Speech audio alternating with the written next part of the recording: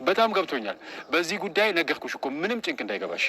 እና ሁሌ ይዛት ልትመጣ ነው ማለት ነው? እንግዲህ መቼስ እመጣለሁ እያለችኝ አትምጪ አልላትም ማለት። ዛሬ በዚህ ቤተሰብ ውስጥ ምርጫው ተካሂዷል። ምክንያቱም የቤተሰብ ምርጫ ነው። ወይዘሮ ከአያትያና ከብሩኬና ከሳሚ ከሶስቱ ምርጫ ላይ ቁጭ ተቀብሎ አባባን ቁጭ ብሎ እያዳመጡ ነው። ይሄ ነገር እንዴት ነው? ማንን ነው የምትመርጠው? ከአንድ ሄቨን በጣም ከቆየች በኋላ ቃሏን አወጣች። እኔ ከአባቴ ጋር ነው ብላ አያቴ ይቅርታ አድርግልኝ፣ እኔ የምቆየው ከአባቴ ጋር ነው ብላ ቃል ሰጠች። ወዲያውኑ ካሌብም ደግሞ ተጠየቀ። ካሌብ ከማን ጋር ነው መቆየት የምፈልገው? እዚህ ቤተሰብ ውስጥ የምፈልገውን ሰው ምንም ነገር ሳፈራ የፈለግከውን ልጄ እኔን አያትየዋም እኔን እሺ እኔን ነዋል እኔን ንገራቸው እንጂ ያለች በጣም ደጋግማ ስትናገር ነበር። ነገር ግን ካሌብ ራሱ ውስጡ ያለ መምስል አለ። ምክንያቱም ከዚህ ቤት አያቱም ሆነ አባቱም ማስቀየም ስለማይፈልግ ቀጥ ብሎ የማይፈልገውን ቃል አወጣ። ከሳሚ ጋር ነው መኖርን ፈልገዋል። ሳሚ የውሸት ሳቁን መሳቅ ጀመረ። ወዲያውኑ አያትያ በጣም ተበሳጨች። በጣም ተናዳ ወደ ክፍለ ሩጣ ገባች። እንዴት ነው ከአባቱና ከአያቱ ባዳውን የሚመርጠው?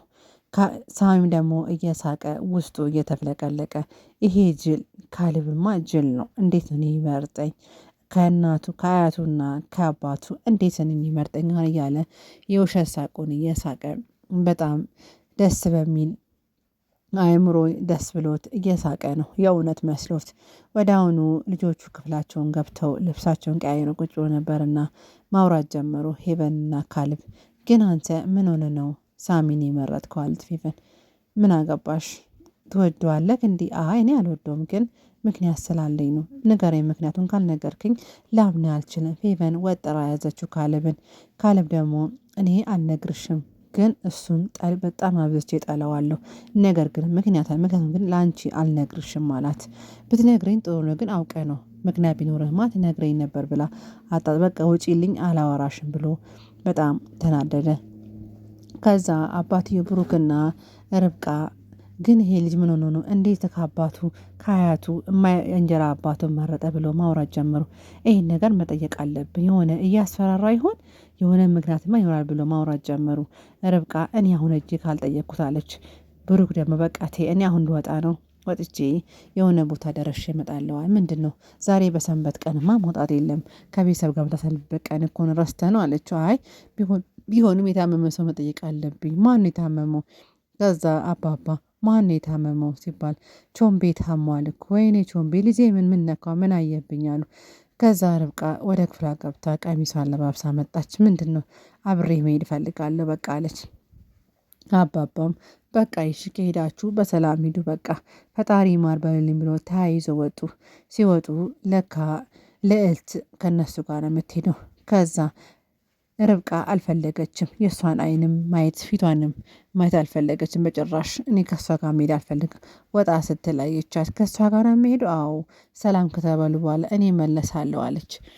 ከዛ ለመመለስ አሰበችና ከነሱ ሂዱ በቃ ብላ ተመለሰች። ወዲያውኑ ግን ተናዳ ብሩክን ጥላ መመለስ አልፈለገችም። ልዕልትም እሷ ባንተ አጨክንም አለች። ሩጣ መጣችና ብሩክን እጁን ንክስ አረገች። ለምን እንዴቷን እሷ ከልዕልት ጋር እንዲገናኙ ፈጽሞ አትፈልግም። ልዕልት ደግሞ ብሩኬን ታፈቅረዋለች። ወደ አይኑ ተያይዞ ወደ ቾምቤ ቤት ሂዱ። ቾምቤ ቤት እንደደረሱ ቾምቤ ሆቴል ምግብ ቤት ነበርና ምግብ ቤቱን ስታይ እናንተ ሙድ እየያዛችሁብኝ ነው እንዴ? አሁንማ ነቃውባችኋለች ርብቃ።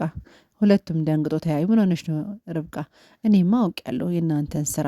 ምን ያስባችሁ ነው ሆቴል የምታመጡኝ? ሰው የሚጠየቀው ሆስፒታል እንጂ ሆቴል ነው? ይሄ እኮ ሆቴሉ እኮ የልጁ ነው የእሱ ነው። እኛ እዚህ እንጠይቀው መተን ነው፣ እሱ እኮ እዚህ ነው ያለው አሉ። ከዛ ወዲያውኑ ቁጭ ብሎ እንዳለ ቾምቤ መጣና ሰላም አላቸውና ተቀመጠ። ቾምቤ እንዴት ነህ? ደህና ነው እንዴት ነህ? እያወሩ እያለ ህመሙ ስለማውራት ጀመሩ። ህመሙ ኪንታሮት ነበርና መቀመጥ አቅቶት እያቃሰተ ነበረ። ርብቃ ደግሞ መቼም ለመለል ንግግሯ ለከት የላትምና እዚህ ጋር መመክ እዚህ ጋር መመክ እያለች እሱም ማሸማቀቅ ጀመረች። እሱም ደግሞ በጣም ለማውራት እየፈራ አዎ አዎ ብቻ እያለ ከዛ ሴቶቹ መፋጠጥ ጀመሩ። ምንድን ነው ይሄን ያህል እዚህ መጣችሁ ልትጨቃጨቁ ነው ወይስ እኔን ለመጠየቅ ነው አለ። በቃ ዝም በሉ ብሎ ተናቸውን ቤት እናገራቸው። ሁለቱም ሼም ያዛቸውና ዝም አሉ። ካሌብ ደረጃ ላይ ቁጭ ብሎ እንዳለ ሳይ መጣና አንተ የኔ ጀግና የኔ ልጅ እኔ መምረጥህ በቃ አንተ ጀግና በጣም ታውቃለህ፣ ብልህ ልጅ ነክ። እንዳንተ አይነት ብልህ ልጅ ነው የሚያስፈልገኝ። አንተ ብልህ ነህ። እኔ መምረጥህ ትክክል ነው ያረከው ካሌብ እያለው እኔ በጣም አብዝቼ ነው መጸላክ አብዝጌ ስለምጸላክ በቃ ለዛ ነው መረጥኩ። እንዴት እየጠላኝ ለመረጥከኝ የራሴ ምክንያት አለኝ ብላ በጣም ስለምጠጣ ስለመሰክር ብሎ ተናገሩና ሩጦ ወደ ክፍሉ ገባ። እሱም ደግሞ ሳሚ ይሄን ልጅማ እቺ ባቄላ ካደርግ አትቆረጠም፣ እናቱን ገዳይ እኔ እንደሆንኩ እየተጠራጠረ ነው እንዲህ ልጅ ብሎ በውስጡ የሆነ ነገር አሰበ። ሜላት ደግሞ አጋቹ እያሰቃያት ነው። አጋቹ የፍቅረኛ ወርቅ ቀለበቱን ይዞ ሄደና ይሄ ቀለበት የማን ነው? የፍቅረኛሽ ቀለበት ነው ይዤልሽ መጣው ይኸውና እያለ እያስፈራራት ቀለበቱን አየና ነገ ጠዋት ደግሞ እጁን ቆርጬ ያመጣልሻለሁ አላት። በጣም ደነገጠች። አንተ ጨካኝ አረመኔ! እሱ መስደቧን አላቆመችም። ምግብ ካልበላሽ ነገ ግን ሄጂ አንገቱን ወይ እጁን አመጣልሻለሁ አላት። በጣም ፈራች፣ ተንቀጠቀጠች። ሳትፈልግ ምግብ መብላት ጀመረች። ምክንያቱም ምግቡ እሱን ፍቅረኛዬን እንጂ እኔ አልበላም መልስ ፈልጋለሁ ያለ ከሱ ጋር እየታገለች ነበር። ወዲያውኑ የሳሚ አባት ደግሞ ሳሚን ጠራሁ። አባዬ ጠራኸኝ እንዲህ አለ። አዎ ና ጠርቻለሁ፣ ልጄን አምጣልኝ፣ ልጄ የት ነች ልጄን ብሎ በጣም አስጨነቀው። እሺ አመጣልሃለሁ ብሎ ወዲያውኑ ሄድና ለአባባ ያለውን ነገር ነገረው። ልጁ አባቴ በጣም እየተጨነቀ ነው፣ እህቴ ደግሞ ታግታለች። ይሄ ነገር የምታውቁት እርሶና እኛ ብቻ ነን፣ እንዴት እንደምናደርግ አላቅም። አባቴን ሂደ አሳምንልኝ ብሎ አባባን ለመነው። ርብቃና ብሩኬ እናት ልዕልት ምግቡ ቀረበላቸው። ምግቡን እየተመገቡ በጣም ምግቡ አሪፍ ነው። ሁለቱም እጃቸውን ሰንዝረው ብሩኬ ሊያጎርሱ ነበር። ብሩኬ ደግሞ ምግቡን ለመብላትም ግራ ገባው። ከርብቃ ተቀበለ። ልዕልት በጣም ተበሳጨች። ቾምቤ ደግሞ ምን እያረጋችሁ ነው ብላ ቾምቤ ሲባል ቾምቤ እኔ ከበላው እኮ ያመኛል፣ በኋላ ችግር ነው እናንተ ብሉ አለ። ወዲያውኑ አባባ